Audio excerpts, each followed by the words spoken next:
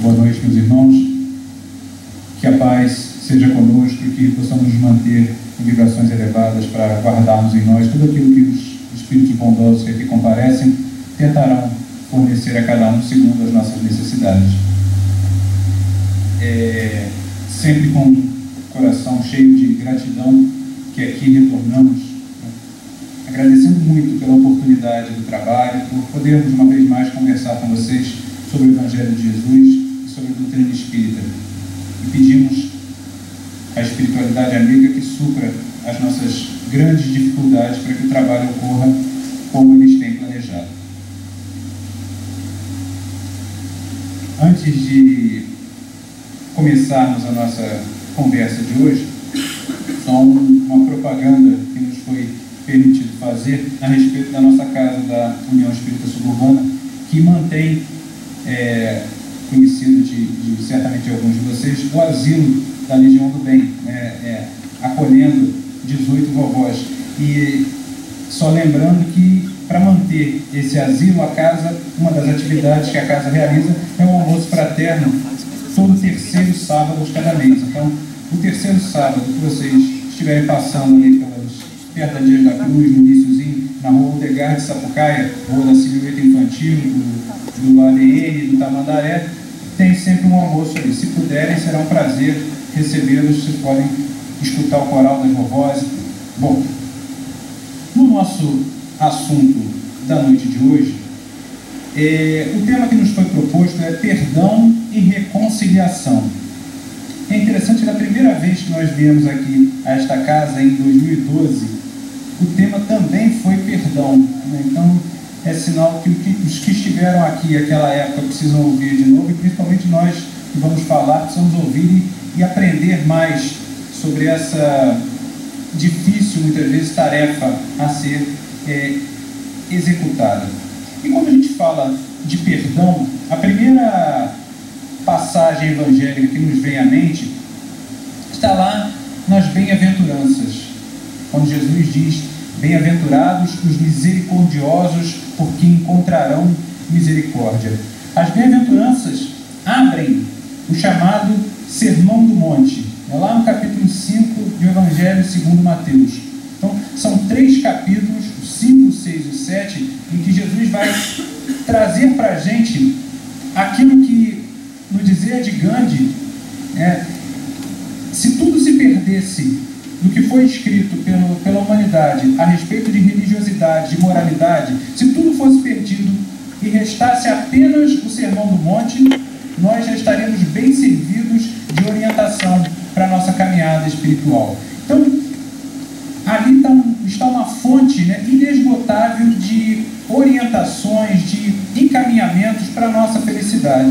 E Jesus abre o Sermão do Monte falando das bem-aventuranças, lições que, se bem aplicadas por nós, nos conduzirão ao estado de bem-aventurados, ao estado de felizes.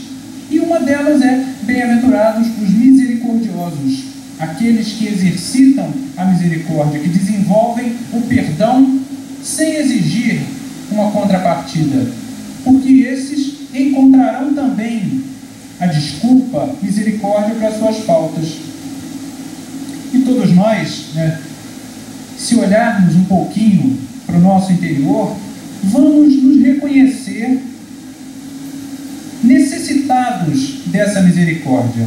Nós, apesar dos nossos esforços, ainda nos equivocamos muito na nossa caminhada aqui na Terra. Nós ainda cometemos atos que não são totalmente pautados pela lei de Deus.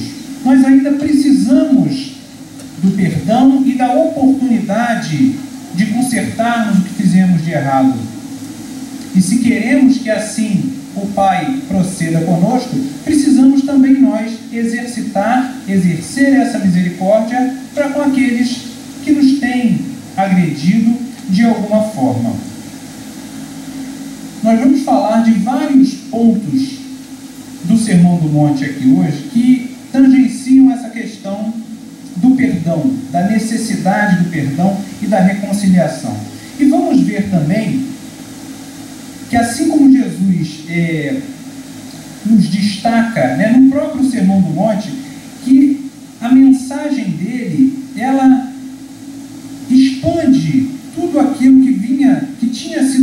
trazido até então de moralidade e nos coloca num outro nível de obrigação para conosco mesmo, diante da lei de Deus.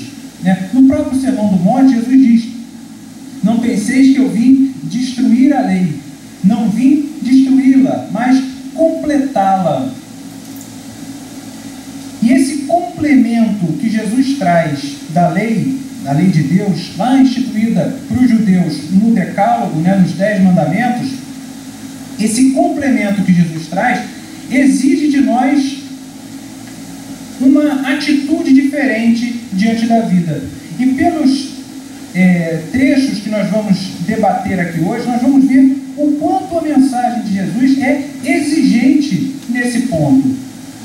Eu me lembro sempre de uma fita que eu escutava muito. Minha mãe, eu fui criado na igreja católica, e minha mãe tinha uma fitinha, eu acho que era do Padre Zezinho, E o enredo era ele como se fosse um jovem chegando à igreja, uma igreja vazia, e ele conversava com Jesus das dificuldades dele como jovem e os dilemas. E num determinado momento, uma frase que me marcou muito, ele se virava para Jesus e dizia: ser amigo seu não é fácil, Você exige demais e não se contenta com mediocridade. E isso é uma verdade. Quando nós nos aproximamos do Evangelho, nós nos contaminamos no bom sentido, ou deveríamos nos contaminar, e não podemos mais ficar como todo mundo, agir como todo mundo age, ter mais essa desculpa. E Jesus fez questão de destacar isso há 2000 anos no comportamento dos judeus. Vocês já pararam para pensar por que Jesus, no Espírito puro, que só pregou o bem, o amor, a prática da caridade, por que ele foi condenado à morte? Porque a sua mensagem incomodava, porque a sua mensagem cutucava a sociedade da época, fazia com que os indivíduos parassem para pensar. E ele espetava e fazia questão de espetar, principalmente aqueles que se julgavam virtuosos. Durante muitos séculos, os detentores, aqueles que mantinham nas suas mãos o poder religioso, por assim dizer, distorceram para atender às suas preferências a lei moral instituída por Moisés e transformaram um código que exigia uma reforma interior, os 10 mandamentos exigem um comportamento íntimo nosso. Tudo bem que eles são muito de não fazer, não faça isso, não faça aquilo, não faça aquilo, mas ainda assim nos disciplinam moralmente.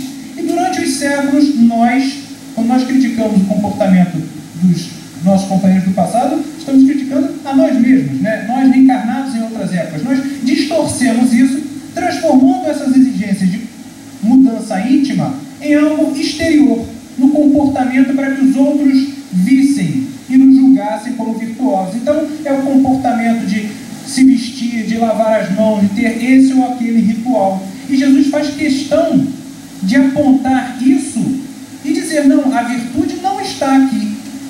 Por isso também ele incomodava tanto, porque ele chacoalhava mesmo aqueles que o escutavam. E a primeira parte, o primeiro trecho que nós gostaríamos de conversar com vocês, se inicia justamente com um comportamento desse tipo de Jesus, rompendo em parte com o que havia sido ensinado até aquela época para os judeus e indo além. São os versículos 20 a 26 do capítulo 5 do Evangelho segundo Mateus, em que Jesus diz assim: ouvistes o que foi dito aos antigos: não matarás, e quem matar estará sujeito ao julgamento. Mas eu vos digo que todo que se magoa contra o seu irmão estará sujeito a julgamento. E quem chamar seu irmão de tolo estará sujeito ao tribunal. E quem chamá-lo louco estará sujeito ao vale dos gemidos de fogo. Se estiveres, pois, apresentando a tua oferenda no altar, e aí te lembrarás de que o teu irmão tem alguma coisa contra ti, deixa ali a tua oferta no altar. Do altar, vai primeiro reconciliar-te com o teu irmão e depois vem apresentar a tua oferta. Sê benevolente depressa com o teu adversário, enquanto estás no caminho com ele, para que não suceda que o adversário te entregue ao juiz, o juiz ou oficial de justiça, e sejas recolhido à prisão. Em verdade te digo que não sairás dali até pagares o último centavo. Logo no início, a gente já percebe como Jesus amplia a exigência do seguidor da lei. Ele diz: vocês aprenderam lá na lei mosaica que vocês não devem matar, e todo aquele que matar está sujeito a essa lei. Eu, porém, vos digo, essa expressão, né, é muito frequente no Evangelho. Jesus diz: vocês aprenderam isso, mas a minha lição é um pouco diferente. Vai além. Para que vocês consigam de verdade a felicidade, a plenitude como espíritos, é necessário algo mais. Não apenas evitar a agressão, evitar atentar contra a vida do outro. Todo aquele, e ele traz 3 comportamentos muito mais leves do que o homicídio. Todo aquele que se magoar com relação ao irmão, ainda que não fale.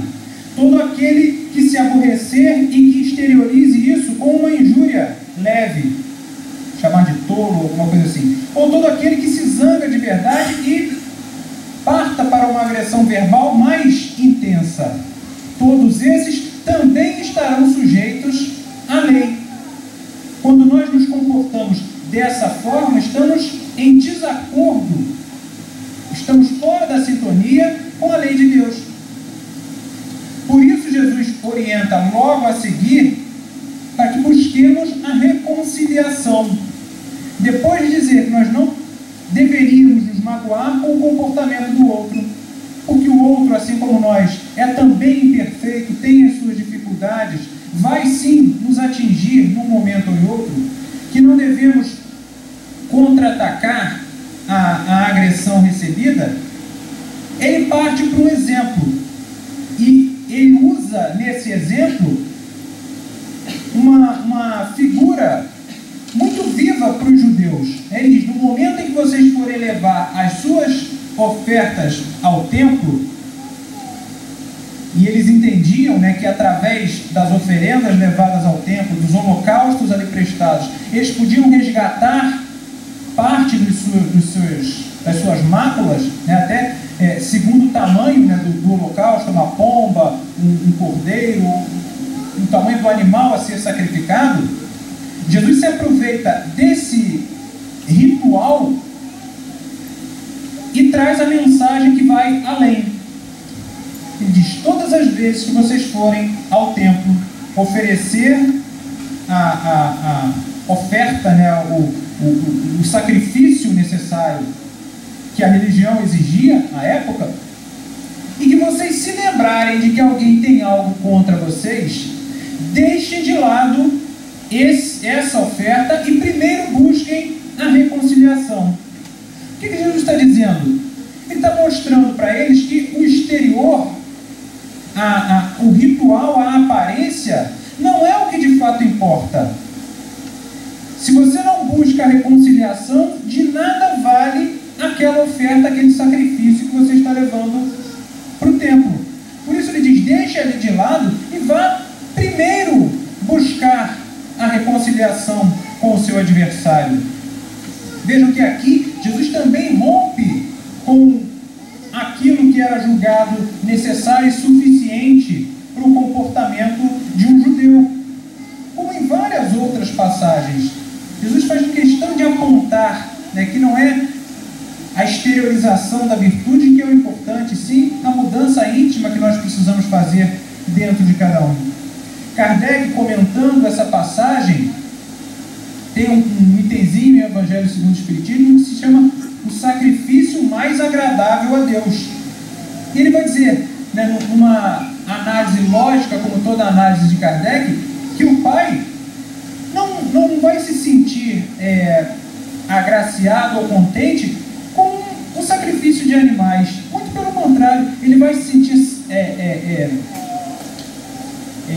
feliz com o nosso comportamento quando nós nos sacrificamos intimamente, o sacrifício dos nossos sentimentos menos dignos, das nossas preferências ainda voltadas à inferioridade, quando nós lutamos contra o nosso orgulho, a nossa vaidade, a nossa prepotência, o nosso egoísmo, sentimentos que impedem o nosso crescimento espiritual. Então esse o sacrifício mais agradável a Deus. Por isso Jesus critica, né, apenas o ritual em si e aponta como condição necessária a busca da paz interior, da reconciliação com aquele que tem algo contra nós.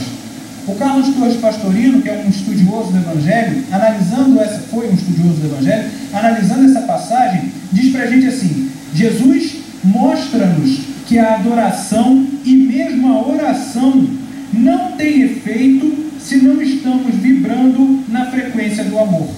Então não basta chegar lá e fazer de conta que está tudo bem, se dentro de nós ainda temos questões morais a serem resolvidas. E logo a seguir, Jesus dá uma outra orientação, ainda nessa mesma ideia da reconciliação. Depois de dizer, se vocês se lembrarem que alguém tem algo contra vocês, deixem a oferenda e primeiro vão lá buscar a concórdia. Eles esforçai-vos por buscar essa reconciliação enquanto estiveres a caminho com o seu irmão, para que não suceda que ele apresente queixa de você ao juiz e aí você seja levado à prisão. Para nós espíritas, essa orientação tem um sentido ainda mais amplo.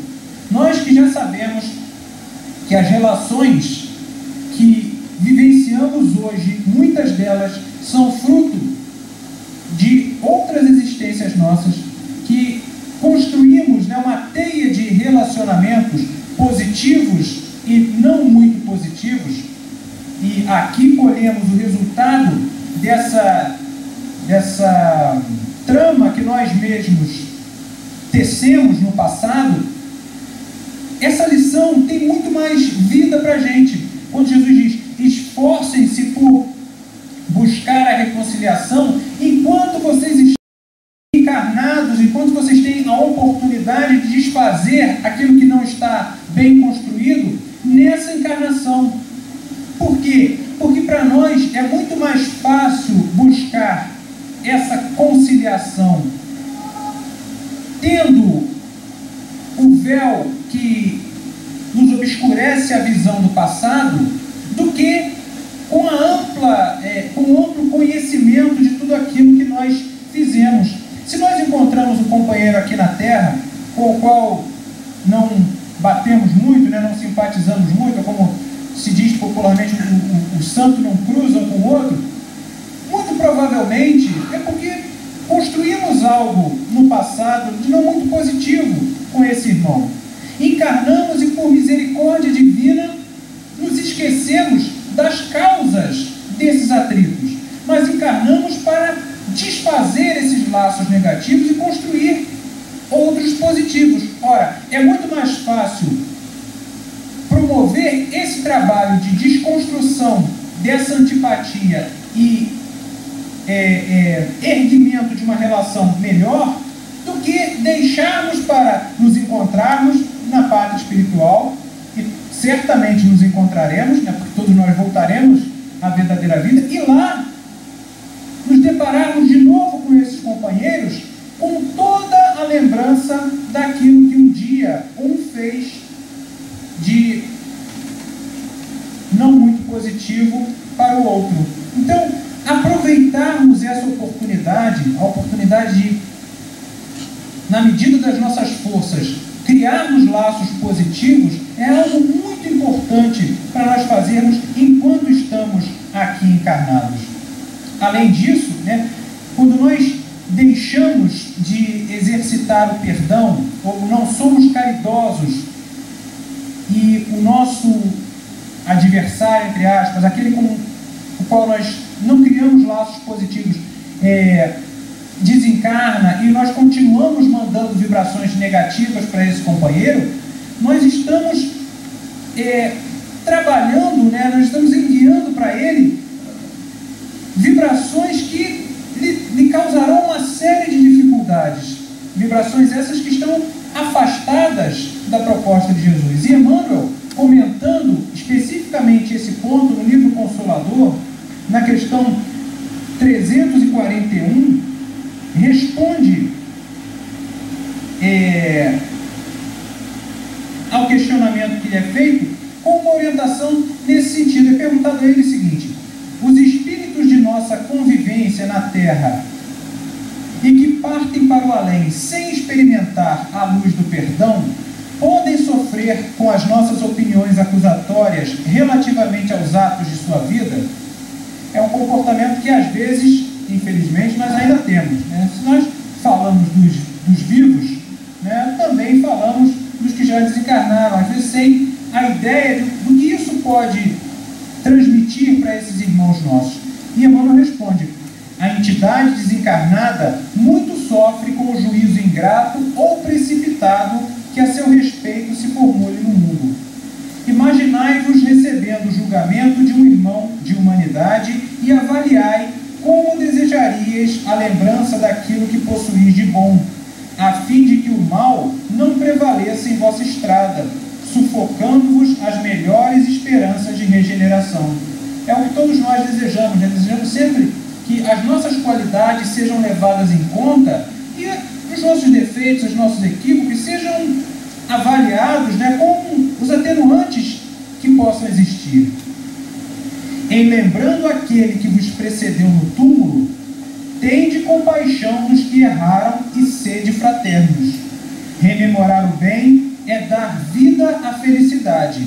Esquecer o erro é exterminar o mal.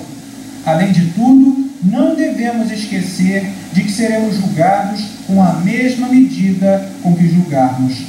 Essa é outra orientação de Jesus muito vigorosa e que nos chama à responsabilidade. Quando ele diz: com a mesma medida que julgardes, vocês também serão julgados. E a página que foi entregue para a gente logo na entrada é parte de um trecho, né, do Pai Nosso, que nos chama exatamente a essa reflexão.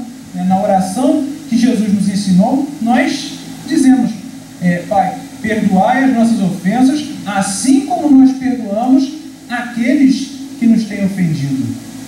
Então, o perdão, a misericórdia, a desculpa, a chance de desfazer o que fizemos de equivocado e construir algo melhor, está condicionada a um comportamento nosso. Quando nós falamos: perdoai as nossas ofensas como perdoamos aqueles que nos têm ofendido, a contrário senso, nós estamos dizendo: se eu não perdoar aqueles que me ofenderam, também não sou eu digno do perdão. Se eu não der oportunidade ao outro de consertar aquilo que ele fez de errado, com que direito irei eu pedir ao Pai a oportunidade para também melhorar o que eu não fiz muito certo? E todos nós precisamos dessas oportunidades.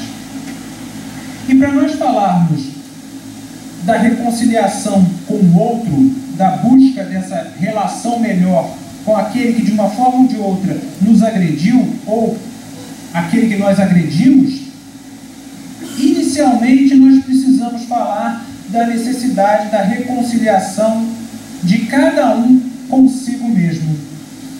Antes de exercermos, de buscarmos exercitar o perdão ao próximo, nós precisamos exercitar o auto-perdão. E essa é uma lição presente nas orientações de Jesus. Até quando ele cita, né, respondendo ao doutor da lei, qual o maior dos mandamentos, ele diz: o maior dos mandamentos é amar a Deus com todas as nossas forças. E o segundo, semelhante ao primeiro, amar ao próximo como a si mesmo. Então, ele parte do amor a nós mesmos. Se nós não soubermos nos amar, não conseguiremos amar o nosso semelhante. Da mesma forma, se não soubermos nos perdoar, não saberemos também perdoar aqueles que nos agridem.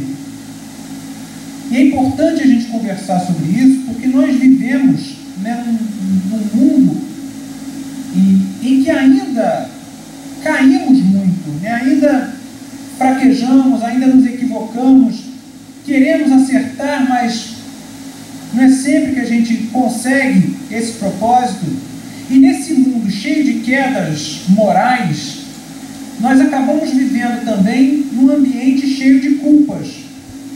E a culpa é algo que faz muito mal para nós, né? A culpa, se ela não for bem trabalhada, bem digerida, ela nos paralisa e impede que nós façamos diferente. Se nós ficamos, né, martelando na nossa mente os nossos equívocos, as coisas que deveríamos fazer e não fizemos, quantas vezes precisávamos ter agido dessa forma e não agimos, e não mudamos e não passamos a ação, ficamos ali marcando o passo, perdemos tempo, e o efeito, né, que seria positivo, né, de uma situação, às vezes de dor, para nos despertar, acaba não ocorrendo. Então, se nós não digerimos bem essa culpa, se não analisamos o nosso comportamento e aprendemos a nos desculpar, nós não avançamos. E para nós aprendermos a nos desculpar, para nós exercitarmos o auto-perdão, é imperioso que nós nos conheçamos como espíritos.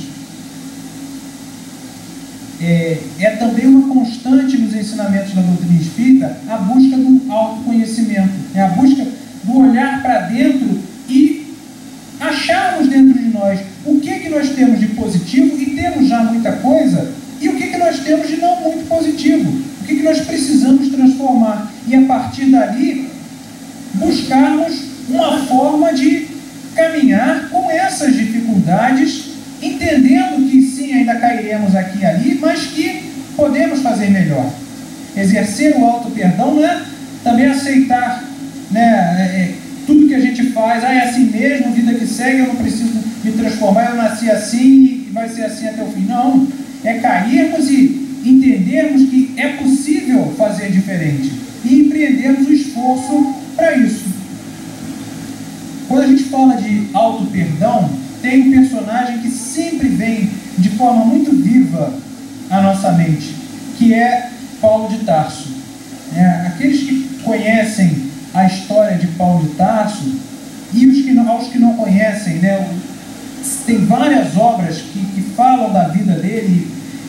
Uma que julgamos particularmente muito, muito boa, né, é o livro Paulo e Estevão, psicografia do Chico, trazida por Emmanuel. A história de Paulo é a história de um judeu, um doutor da lei, e que durante boa parte da sua vida, no início da sua vida, via na mensagem do Cristo uma ameaça à lei de Deus. E por isso empreendeu uma perseguição duríssima aos cristãos primitivos, levando inclusive alguns deles à execução. Num determinado momento, Saulo recebe uma carta do Sinédrio para ir à cidade de Damasco e lá empreender as mesmas perseguições que já estava promovendo em Jerusalém. E no caminho de Damasco ele tem contato com o Cristo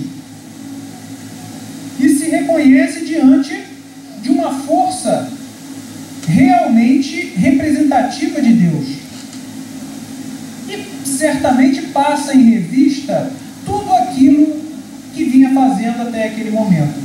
E aí nós convidamos a vocês a uma reflexão, a tentarem se colocar no lugar de Paulo, né? Alguém que com todas as suas forças perseguiu os cristãos durante algum tempo e num determinado momento se reconhece em erro, percebe que tudo aquilo que ele tinha feito estava no sentido oposto ao que a lei de Deus de fato determinava. Como é que não deve ter ficado a cabeça desse indivíduo? E aí a lição que ele nos traz, é claro que ele deve ter tido uma carga de culpa para digerir, né? Tudo aquilo que ele fez e que agora percebeu que não era o correto. Mas ele não deixa que essa culpa o paralise. E imediatamente depois de reconhecer na figura de Jesus o mestre a ser seguido, ele se dirige ao Cristo e diz: Senhor, que queres que eu faça? E a partir daí Jesus o orienta a ingressar na cidade de Damasco, cego, ele fica cego quando se encontra com o mestre, a procurar Ananias, que era quem ele ia perseguir, e a partir dali receber as orientações devidas. E aquele momento marca a mudança de Paulo de Tarso. Ele compreende o seu erro e vira a chave, né? E passa a trabalhar para construir algo de positivo. E se torna o maior divulgador do Evangelho que já esteve encarnado aqui na Terra. Então, se ele não exercitasse o auto-perdão, a compreensão das suas limitações, de que de fato tinha se equivocado, mas que podia fazer diferente, não teria feito tudo o que fez. E com a gente, guardadas as devidas proporções, é a mesma coisa. A cada queda moral nossa, nós precisamos nos perdoar. Nós precisamos nos observar como seres criados para a perfeição, como seres criados para sermos felizes, e que essa felicidade depende de nós, depende do que nós fazemos aqui na Terra. Se nós não nos desculparmos, nós não conseguiremos dar esse outro passo, que é a construção de um comportamento melhor. Um outro exemplo dessa mudança, né, da percepção do erro e da atitude a seguir, nós encontramos numa das parábolas mais conhecidas de Jesus, que é a parábola do filho pródigo, né? A história daquele indivíduo que pede a sua parte da herança ao pai, parte para uma região distante e gasta tudo, né? Resumindo muito a história, gasta tudo. E aí naquela região sobrevém uma fome muito grande, e esse indivíduo é obrigado a se empregar como criador de porcos, e ele deseja até comer o alimento dos porcos, mas nem isso lhe era permitido. E nos diz a parábola que nesse momento o filho pródigo cai em si e se lembra do pai, se lembra de que os empregados do pai tinham uma situação melhor que a dele, passa em revista o seu comportamento e vê que tinha se equivocado. E o ponto seguinte, resolve voltar à casa paterna, voltar ao caminho correto, e depois da resolução levanta-se e põe-se a caminho.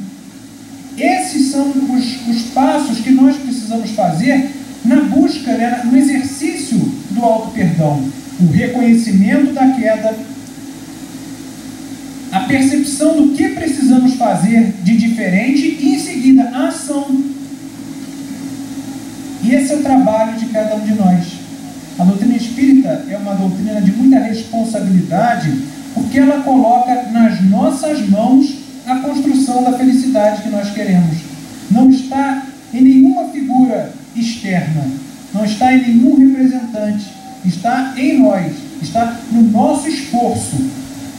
E se por um lado isso pode ser assustador, né? Depende só de mim, por outro lado também nos dá forças. Eu vou conseguir, né? Depende da minha força, da minha disposição em criar algo de positivo.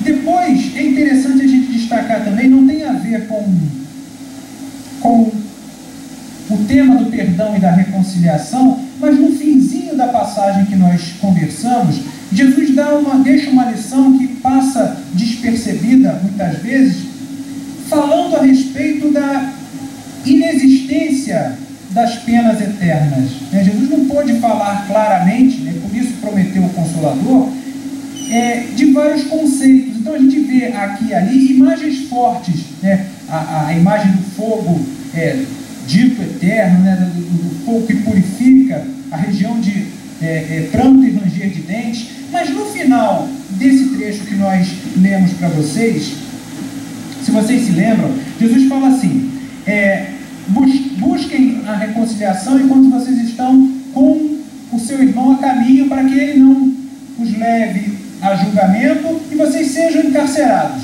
E em verdade vos digo que dali vocês não vão sair até que paguem o último centavo. Essa passagem, que pode parecer não dizer muito, é um dos muitos atestados que Jesus dá contrário à ideia das penas eternas. Quando Jesus diz que teremos que resgatar os nossos equívocos, teremos que pagar as nossas dívidas até o último centavo, e isso está de acordo com a ideia de justiça divina, resgataremos o que tivermos feito de errado. De novo, ao contrário senso, nós temos a ideia de que ele fala: depois que vocês estiverem liquidado a dívida de vocês, está certa a conta, está fechada a conta, não precisa mais um sacrifício. Então, quando ele diz vocês ficarão numa região de sofrimento, na ideia da parábola, na prisão, e de uma maneira ou de outra estamos todos nós, entre aspas, aprisionados, né, nesse hospital que é a terra, nessa escola de almas que é a terra, enquanto não aprendermos a nos comportar de uma maneira diferente, enquanto não pautarmos as nossas atitudes segundo a lei de Deus. A partir do momento em que nós resgatamos esses débitos e passamos a agir de forma diferente, iremos nos habilitando a ingressar em moradas mais felizes. Então, ainda aqui, nós vemos a mensagem de Jesus acenando para um futuro melhor para todos nós, e não para aquela ideia, né, de uma condenação eterna por uma falta que teve uma limitação no tempo. Isso é totalmente contrário à ideia de justiça divina. O Pai, que é amor, que é justiça e misericórdia, não poderia nunca condenar um filho seu eternamente, por mais que tenham sido equivocados os seus atos em uma existência apenas. Depois, nós trazemos para vocês uma análise, uma discussão a respeito como o exercício do perdão, o exercício da reconciliação é o primeiro passo que nós precisamos dar para colocarmos em prática um dia, em plenitude, a proposta de Jesus do amor ao próximo. Jesus nos orienta a amarmos plenamente aos nossos companheiros. E aí, de novo, a gente tem uma interpretação, né, da época um pouco diferente de hoje, né? O próximo, para os judeus, era aquele que tinha a mesma religião, os mesmos costumes, aquele que pertencia ao mesmo povo. Então, a orientação original que os judeus tinham era que o amor ao próximo era o amor àquele povo. Tanto que o Deus dos judeus é um Deus de Israel, é um Deus daquele grupo de pessoas. A ideia que eles tinham era essa. Jesus, uma vez mais, vem romper com essa lógica e estender o exercício do amor. E estende a tal ponto que nos orienta a amarmos até mesmo aqueles que nos ferem. De novo, no capítulo 5 do Evangelho segundo Mateus, Jesus diz assim: vocês ouviram lá no Antigo Testamento, está escrito que vocês devem amar os seus amigos e odiar os seus inimigos. Essa é a ideia que os judeus tinham de estar de acordo com a lei de Deus. Só precisavam amar aqueles que estavam de acordo com eles. E Jesus de novo diz: eu, porém, vos digo, amai os vossos inimigos, fazei o bem àqueles que vos odeiam, orai por aqueles que vos caluniam e perseguem.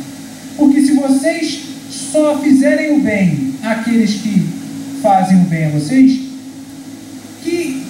o que isso tem de mais? Também os homens de má vida procedem dessa maneira. Vejam o quão radical e o quão revolucionária é a proposta de Jesus.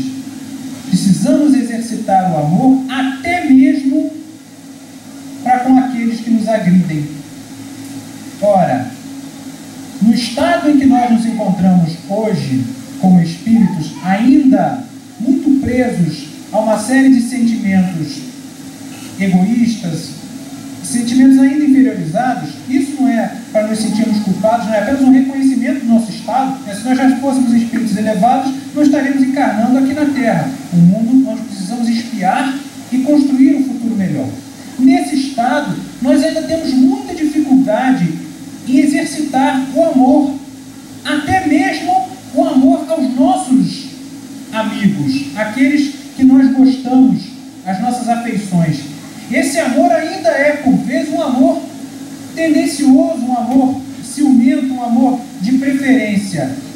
Mais difícil ainda para nós é exercitar o amor aos nossos inimigos.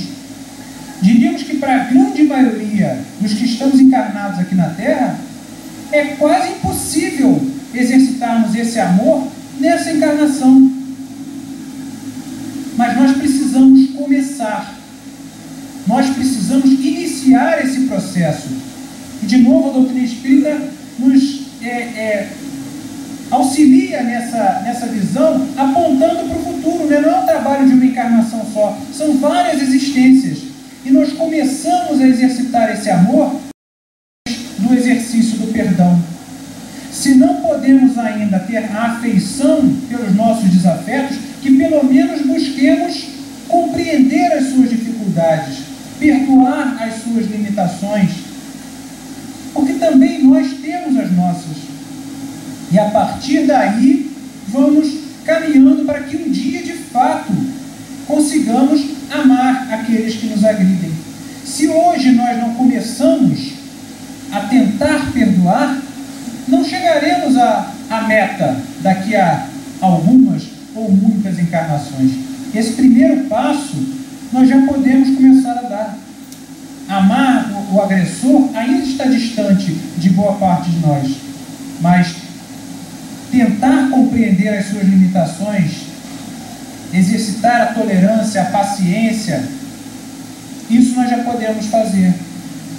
O perdão, não por outra razão, é uma das facetas da caridade, uma das facetas do amor trazidas para nós lá na questão 886 do Livro dos Espíritos. É quando perguntada a espiritualidade como se poderia definir a caridade da forma como Jesus entendia, eles respondem: benevolência para com todos, indulgência para com as imperfeições alheias e perdão das ofensas. O perdão é uma das formas de começarmos a amar como Jesus nos propôs. E para que nós exercitemos esse amor, precisamos estar vigilantes com relação ao nosso comportamento, com relação aos sentimentos que já trazemos dentro de nós. Quando vem aquele ímpeto, da reação, do contra-ataque, nós precisamos nos lembrar da mensagem do Cristo, nos lembrar dessas orientações que são o roteiro para a nossa felicidade. O comportamento agressivo, o comportamento do revide, o comportamento do eu não posso ser atingido, do não desculpar, conduz a uma situação de dificuldade que nós já conhecemos. Estamos hoje no mundo espiando as nossas dificuldades porque ainda não aprendemos a amar de verdade. E se hoje já temos essa percepção, racionalmente nós já podemos chegar à conclusão de que precisamos mudar esse comportamento. Boa parte das nossas atitudes do passado não serviram para construir a nossa felicidade real. Então, seria inteligente que nós passássemos a pensar o que então vai colaborar para essa felicidade. Como agir de forma diferente? Essa é a proposta de Jesus. Encerrando a nossa conversa da noite de hoje, nós gostaríamos de novo de trazer um exemplo. Os exemplos são sempre bons porque marcam a gente, E quando eu li a primeira vez Paulo e Estevão, que a história, que nós acabamos comentando muito mais de Paulo do que da outra figura, Estevão, teve uma passagem que nos chamou muita atenção no exercício do perdão e como pode ser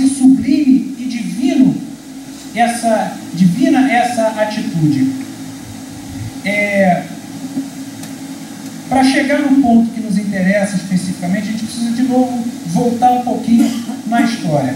Já falamos que Paulo era esse perseguidor dos cristãos. A outra figura principal do livro, a figura de Estevão, é um judeu, também conhecedor da lei, fervoroso, que tinha uma irmã chamada Abigail, e num determinado momento eles passam a sofrer com a perseguição dos romanos, e o pai deles é executado, esse judeu chamado Gesiel é transformado em escravo, e a irmã enviada para alguns parentes. Ele passa por uma série de dificuldades,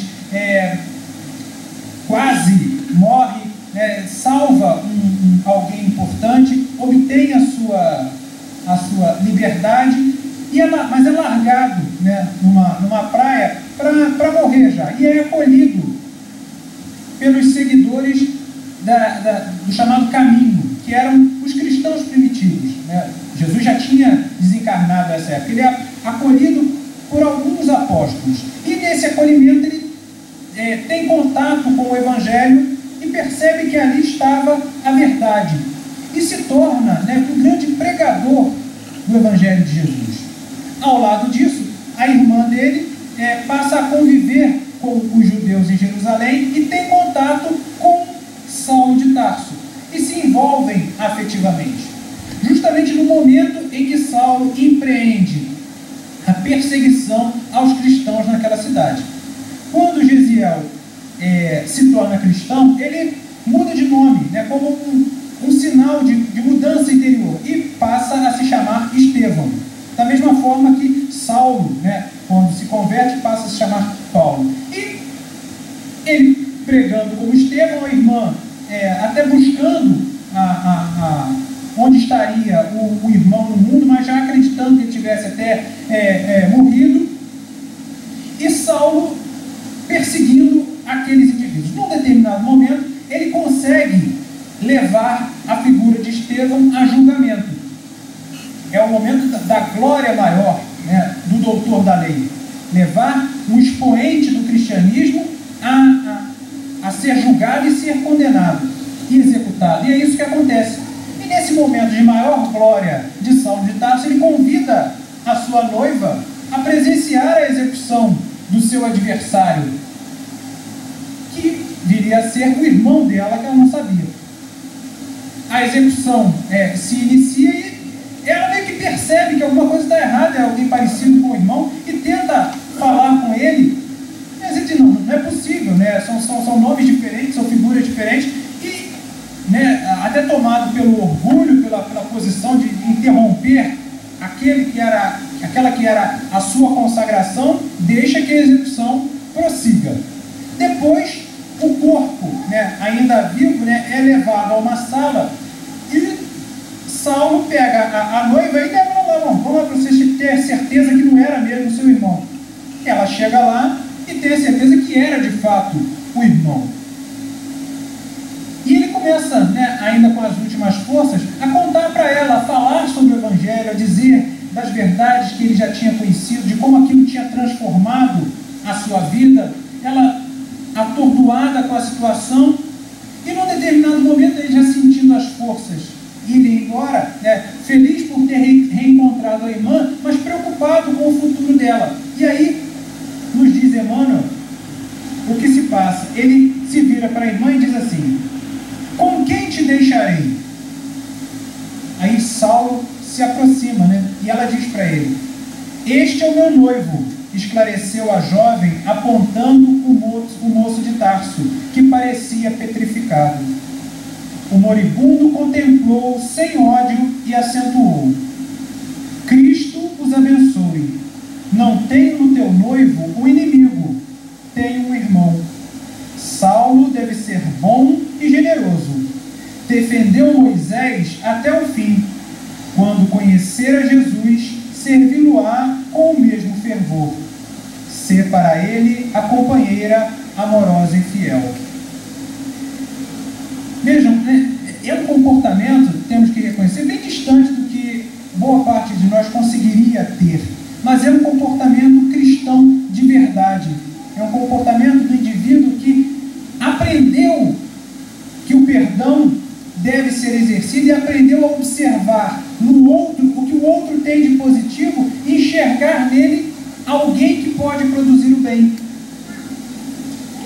Um exemplo, né, desse que foi o primeiro mártir do cristianismo, o primeiro a ser oficialmente, né, executado nessas condições, que permanece vivo para todos nós. E ele tinha razão, né, essa parte da história não está nem no meio do livro, né? Para aqueles que não leram, fica um convite para saber depois o que acontece depois desse drama todo. Mas a partir daí, pouco depois, Saulo de fato se transforma e passa a trabalhar no bem. Que a gente possa, sempre que é agredido, sempre que é atingido, buscar observar no outro o que o outro tem de positivo e ver que também ele, assim como nós, é um ser criado para a perfeição. E que se hoje nos agride, nos atinge, é porque ainda ignora a verdadeira lei. Ainda é um ignorante das verdades do Evangelho. Assim como proclamou Jesus quando crucificado, né?